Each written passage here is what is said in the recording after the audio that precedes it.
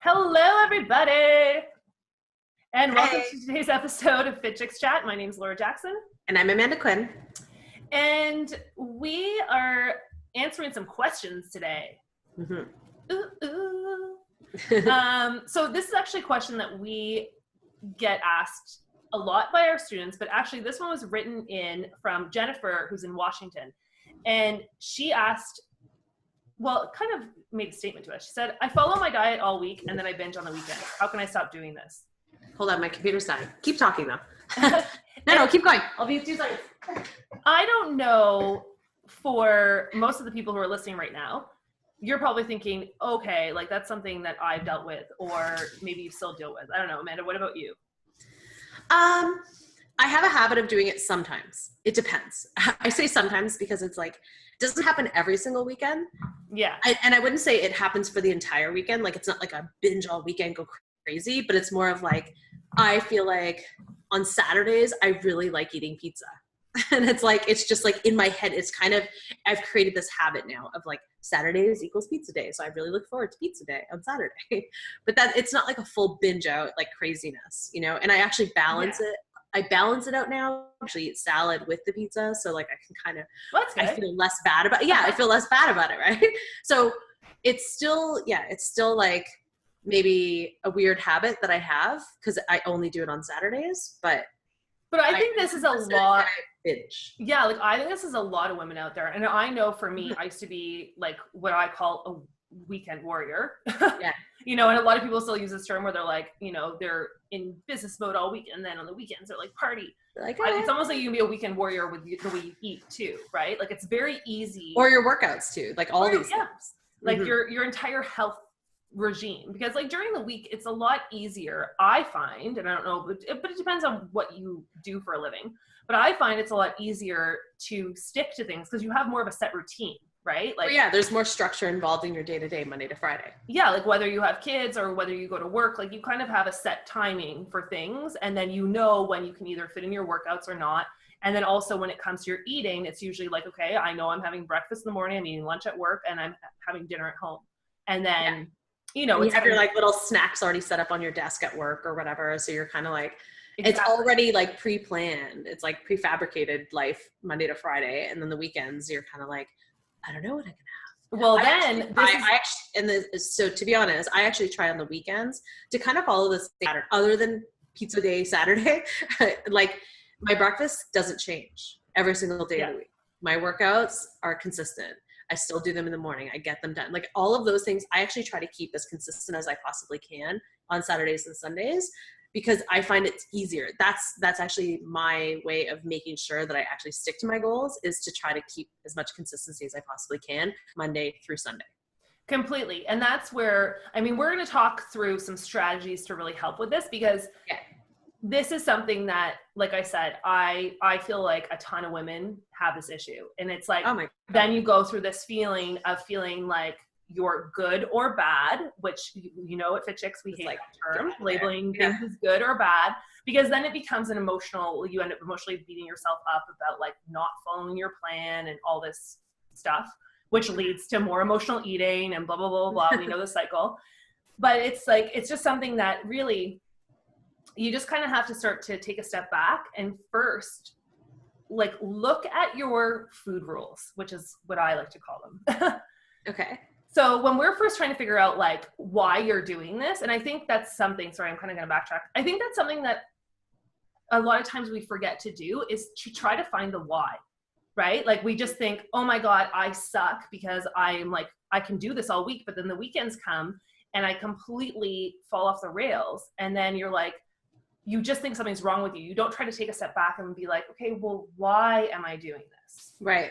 Which can uncover a lot of stuff. If you just take even 1 minute and be like, okay, just objectively, why do I binge on the weekends, but I can follow my diet all week? Mm-hmm. Most of the times, and most of the times, like the answers are going to come from like, I'm being too strict during the week, or I'm like I have like nutrient deficiencies even like because of being so strict. And so you're actually having all these cravings. And so it's like you build up these cravings throughout the week. And then when the weekend comes, you're like, I'm giving in, like I have to, you know what I mean? It's kind of like this weird thing that kind of happens. I also feel though, sorry to interrupt you, but no, it's okay. Like when I was saying like, it's like you have to look though at your food rules. So we all kind of make up these rules for ourselves, right? Whether you're following a plan or whether you have just a way of eating every day. Mm-hmm. We all have a set of rules. Even if you don't know you have one, we do have one. So typically what ends up happening is a lot of times when people are following, you know, a specific way of healthy eating all week, and then they go bananas on the weekend, mm-hmm.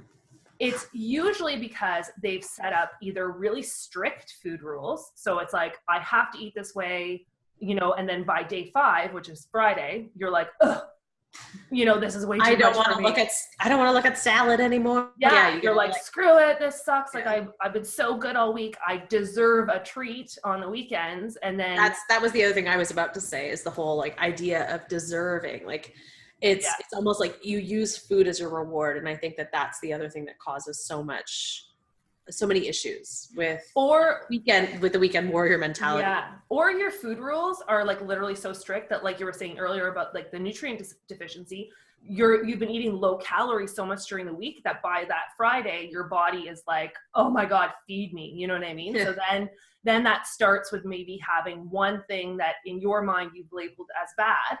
Mm-hmm. And then you're like, screw it, I've eaten the bad thing. Let's just go balls to the wall and eat everything, you know. All hell breaks loose. And then the whole weekend you're just like, it's that whole mentality of like, instead of just being okay with like, okay, I'm just going to eat this cheap meal. You're like, or this, I ate pizza on Saturday. Then all of a sudden you're like, well, I already ate the pizza. I may as well eat the chocolate.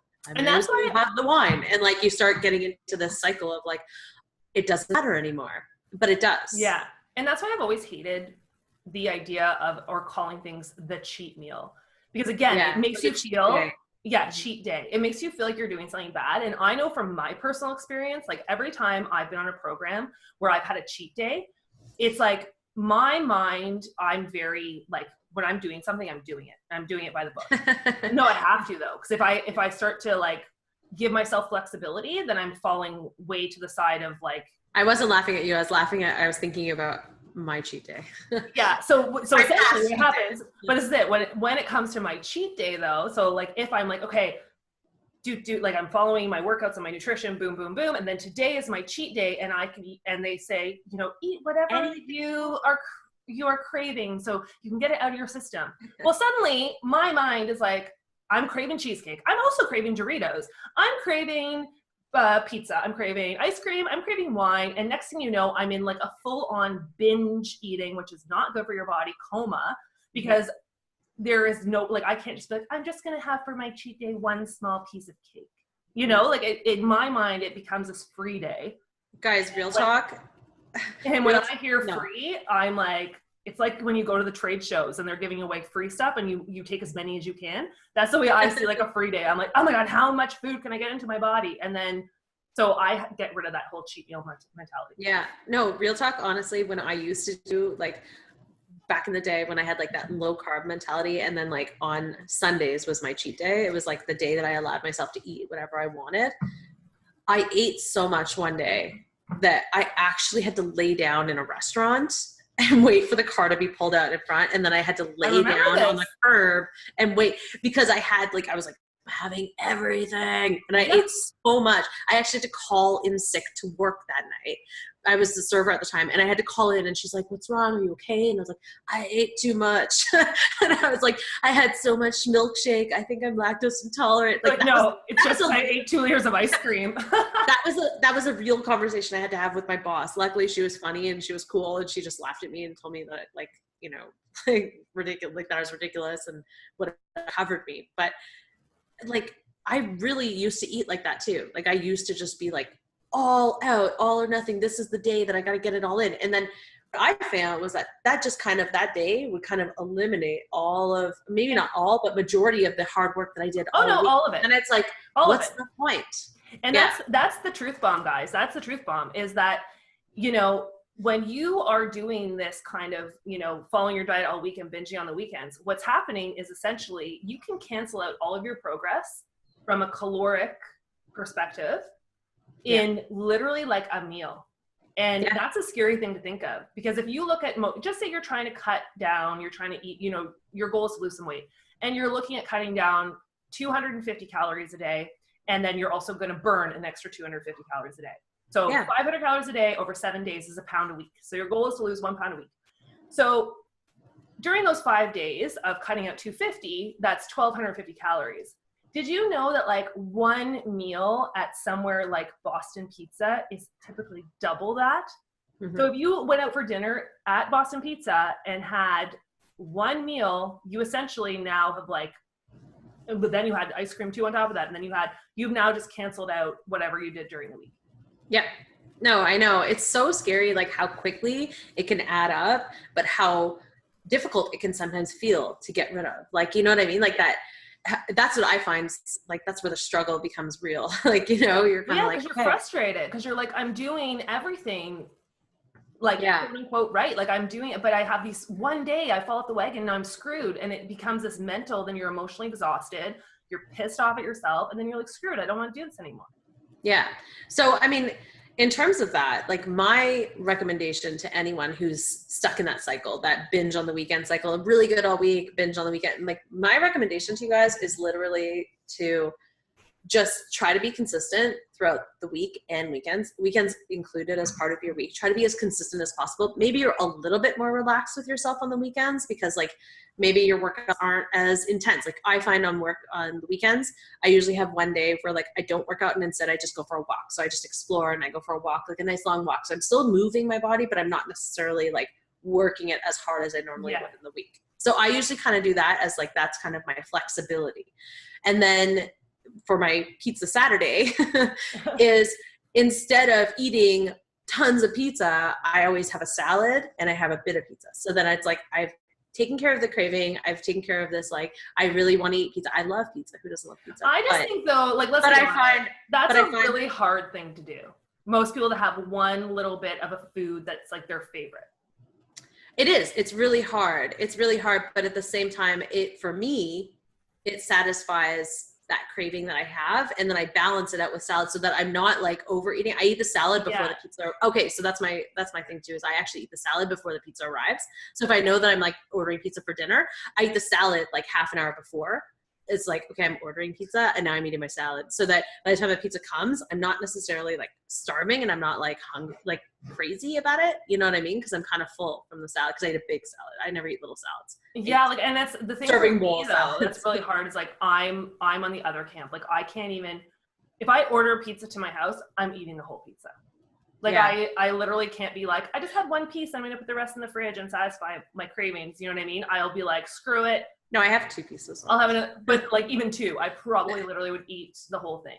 And binge eating is a real thing, guys. Like when you're listening to this and you're thinking like, you know, that is me, I'm so embarrassed. Don't worry. So many people have it, and it's very easy to eat. Guys, I was on a corner laying down. Yeah, well, and even for me, like I'm not trying to downplay my eating disorder, but like I was bulimic for 15 years, and bulimics, they binge and they purge. And in a sitting, a bulimic can typically consume over 10,000 calories in one sitting.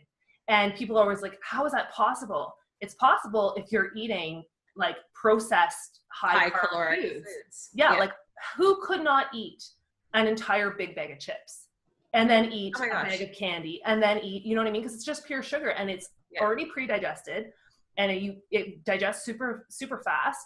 And also the thing we forget too is carbohydrates, they're digested in the mouth. So when people are like, oh my gosh, even, which, you know, if you are someone who, if you are, please go get help. But if you are someone who deals with binge eating and you do purge, the thing is too, is that half of those calories are already absorbed. And that's why bulimics typically, when you look at anorexics, they're really thin. When you look at bulimics, they're typically normal weight or a little bit overweight, because even when they purge, you're only getting rid of about half of the calories because they start digesting in your mouth. So this is where you guys have to remember too, that when you're eating so much in one sitting, it is really hard on your body, because not only are you putting a ton of food into your gut to digest, but also you are having a massive blood sugar spike, like a massive blood sugar spike. Yeah.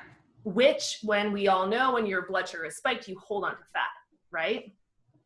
And then once you have imbalanced blood sugar, this is when you can get things like diabetes. So it's really important not to go through these big spikes. Like, so from a binge eating perspective, I want to tell you guys that even if it's something that maybe you're hearing this and being like, oh my gosh, I wish I had control. Think about it from the sense too, it is really dangerous for your health. Yeah. To do it. So if you don't want to, you know, if you're someone who that affects you, like you are worried about your long-term health, which I'm hoping everyone listening is, not just your waistline, it is something that's really, really, really detrimental to your overall health. Definitely. Yeah, so no, for sure. That's where, like, so just what we're saying too, like the first thing I always say to people is kind of look at your food rules. Like first look for your why. Like, why am I eating this? Why am I good during the week and why am I bad on the weekends? Is it because I give myself permission to binge on the weekends because I think I'm good and then I deserve to be bad? Yeah. Because are you using food as your reward? Exactly. Yeah. Are you using food as your reward? Are you someone who maybe is too strict during the week and you're eating too low calorie and then your body's starving? Yeah. That's kind of the second thing. And also just, are you even like, do you have that all or nothing mentality? Like, are you someone who are like, that's me. Like I said to you guys, that's me. I have one piece of the pizza and I'm like, screw it. I'm eating the whole pizza and the pizza parlor, including the bricks.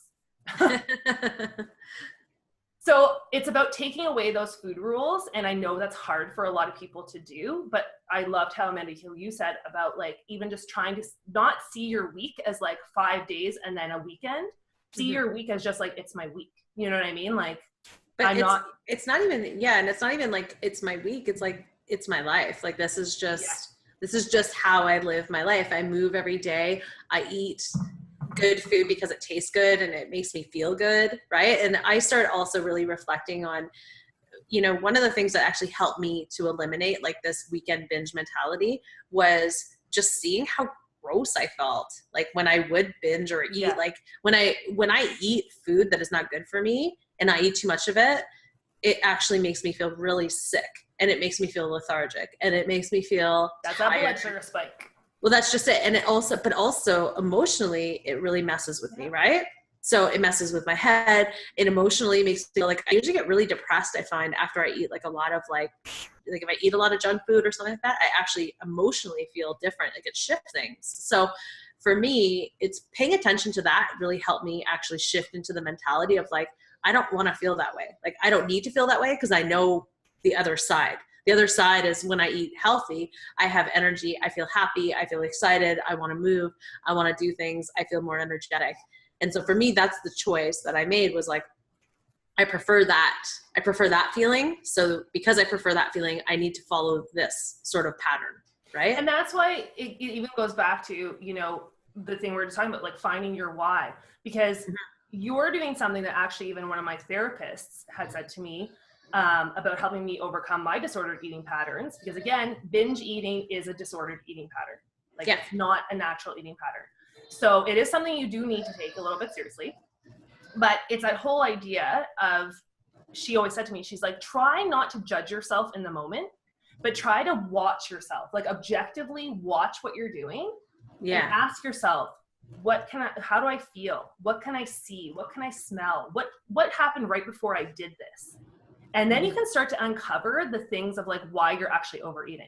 Do you know what I mean? Yeah. Like, because a lot of times binge eating, it's a result of an emotion. Like you're lonely. Maybe you come home maybe your thing is you come home on the weekends and you're single and you come home alone and you wish you had a partner, let's say, and you're eating to fill that void. For sure. Or you're bored because you don't have plans. Or maybe you're in an unhealthy relationship, or you're stressed out with your kids. You know what I mean? Like there's so many things. Totally. But that's why I have pizza Saturday. It's like the first day of the week that I have a 2-hour window in nap time where like, I don't actually have anything to do. It's the first time out of every moment of every week that I actually have this space. So I'm like, I just like to eat pizza and watch Netflix for the 1-2 hour window. And then after that, I go back to normal and I go back into like mom mode and work mode and all those things. But it's this 1 hour or 2-hour window that I actually have dedicated to just like, this is like my little space of me time that I just I treasure so much. And then so I tie it in with that, and it's totally emotional, and I know that, but knowing that is a big step. Completely. And that what was like, just saying that what my therapist told me, that was a huge changing moment for me when I started to be able to, number one, observe my behavior without judgment. And number two, like I started to see major patterns. Like it was like I would go into these binge modes if something either had like stressed me out work-wise or life-wise, or if I was like dealing with anything, I wasn't a boredom person, it was usually something triggered it. So, and that emotion, when I dialed it down, came down to the feeling of not being good enough. So it was like something that I felt like I was sucking at work or sucking in my relationship, or you know what I mean? And it would trigger that feeling of not feeling good enough, would then spiral into this, I don't want to feel it, I'm going to binge. And then, you know what I mean? Like it's a bad cycle. So a lot of times binge eating truly is, it's emotional. And it could be something deeply like, you know, coming from loneliness, depression, or it could just be something that you've decided my weekends are my bad days and I get to eat whatever I want, you know, like, so if you're wanting to get out of this behavior, just try to look at your food rules, look at what's triggering you. Yeah. And then I also say too, like, I'm kind of like, not that I don't have pity for people. I shouldn't say it that way. That's mean. I'm empathetic, but I'm not necessarily sympathetic, I guess. Like I feel for other people, but I think we need to take ownership. That's, you know, my whole thing is like a lot of times people are like, I do this, but they don't even want to take any ownership over their behavior. They want to rationalize when they do things that are unhealthy for them and try to make excuses, like someone else maybe do it, play the victim, blah, blah, blah. Oh my gosh. When somebody... You and I talk about this all the time. Like, we don't like to associate with people who complain. We don't like to associate with people who, you know, are drowning in their own BS or who play the victim. Like, and if you try to tell me that I made you do something, beat it. No chance. No chance I'm taking responsibility for your actions. You have to take responsibility for your actions. And that's not me being a jerk. That's just like, but sometimes you need to be a jerk. You can only carry so much. And that's like, I carry my own stuff. Like I know what I'm responsible for. I can't carry your stuff too. Right. Yeah. And so, and that's where I just think there does come down to that ownership of like, okay, if you're saying you want these certain goals and you're doing something different and you're choosing different things, like no one is force feeding you unless maybe you are, unless maybe you're like, well, sometimes but remember when you and I used to like, when I think we were 12 or 13. No, maybe we were 14. And we were at your aunt's house. And I remember we used to skip school and lay in bed and watch Jenny Jones, which used to my gosh, and eat Nerds. And we would go get the KFC Big Crunch sandwich. And I remember us laying in bed and we're like, okay, if we're not married by, I think we said like 30, which we both weren't married by 30. But we're like, imagine just... I don't remember this. You don't remember this? Oh, I totally remember. I remember us doing it. I don't remember the conversations. We were like, we literally, I would just want to like lay in bed, watch talk shows and eat as much food as possible and get like super, super, super big and not even care. Like we had this weird, I was like, that's what it just made me think of. Like that was my dream moment at that time. Like, I just want to eat all the junk food and never worry about my weight. I do remember always thinking, I just want to eat as much junk food as I can and never worry about my weight. I remember thinking that. I also remember saying, if I could eat one food for the rest of my life and not gain weight, I would just eat French fries for breakfast, lunch, and dinner. And I still actually believe that. Like that would still be my rule. That would be my food. Well, that's what I always say to people, because I was like, you know, we were the perfect roommates when we lived together because my cravings were always sugar. So I have a major sweet tooth. I love candy. I love ice cream. I love like anything. And I don't care about it at all. And Amanda doesn't care about it. And she is salty. So if there's chips or French fries, that's her weakness. And I don't care about that. So it was almost like we were like the perfect balance for each other. So if she brought treats in the house, I was like, whatever. And if I bought treats into the house, she was like, I don't care about that. Yeah, no, it totally was. So we never really we never fed into each other's sort of food cravings in that way. But yeah, no, I mean, I just think if you do have this sort of rule in your mind, so going back to like the whole idea of like, if you are someone who is like, I do this on the weekends, like you need to decide if it's something that is happening because it's emotionally just happening and you're not even aware of it. You need to start paying attention to it. But if you are doing this because you're making a choice, like for me, my Saturday pizza day choice, like I make that choice, but I know how that's impacting me. I know how that's going to impact my goals. I know how that's going to impact everything. So I try to be very conscious of that decision, right? And it's like, if you're making those decisions and you're conscious of it and you take ownership of it, then that's completely up to you. But if you are someone if you're caught in the cycle and you're not really sure how to get out of it, you need to really start doing what Laura was saying. Like, first, like, identify your food rules, see what it is that's causing this. Like, take a step back and really observe yourself in these moments. And also, and like what I was saying, like, take a moment to really think about, does this serve me? Does it make me feel good afterwards? At the end of the weekend, how do you feel? Like on Sunday night when you're laying in bed, or you're like, I feel so bloated. I feel so tired.